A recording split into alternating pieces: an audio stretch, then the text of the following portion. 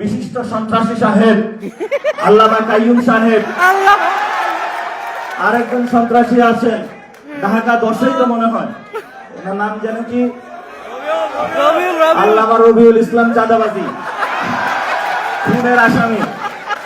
বাংলাদেশের যারা ছাত্র জনতার গণ অভ্যুত্থান করেছিল, আমরা যদি মারতাম তাহলে একটা বাংলাদেশে আওয়ামী লীগ থাকতো না।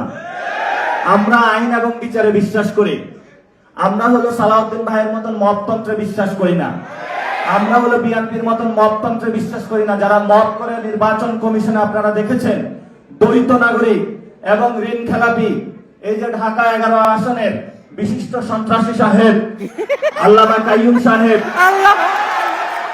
আরেকজন সন্ত্রাসী আছেন ঢাকা 10-এই তো মনে হয়, ওনার নাম যেন কি, আল্লামা রবিউল ইসলাম চাঁদাবাজি, খুনের আসামি। ওনাকে হলো রেলগার্ড, নৌবাহিনী সবকিছু দায়িত্ব দেওয়া হয়েছে। তো ওইখানে বাংলাদেশের সবচেয়ে বড় চাঁদাবাজি চলে, কিন্তু তাকে দায়িত্ব দিয়েছে এটা।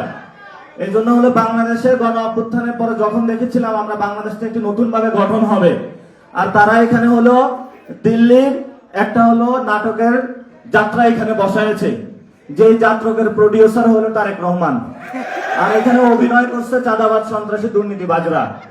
তা আমরা হলো এই নর্তদিকের নাচ দেখি, মাঝখানে হলো বাংলাদেশের হলো কান শোনা হচ্ছে, এই হলো বাংলাদেশেরই। এখন আমাদের সামনে সুনির্দিষ্ট লড়াইটা, এটা হলো সিরিয়াস আলোচনা।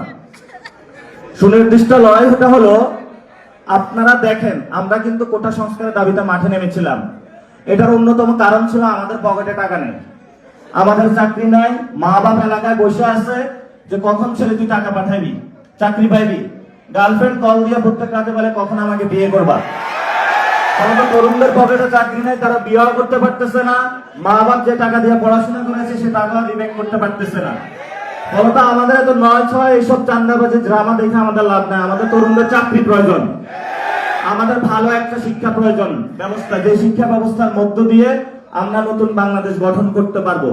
সারাদিন ক্লাসে আইসা এইসব দেখেন না, এখন বিসির কথা কাদেরকে বলা হচ্ছে, বাংলাদেশ ব্যাংকে একজনকে বসিয়ে দিয়েছে সোয়েটার ব্যবসায়ী। আরে বেটা, তোর কাজ ছিল হলো শীত আসতেছে, সামনে শীতে হলো কিভাবে সোয়েটার বিক্রি করবে, ওর হলো তোর কাজ। তুমি আসছো বাংলাদেশ ব্যাংক ধ্বংস করতে।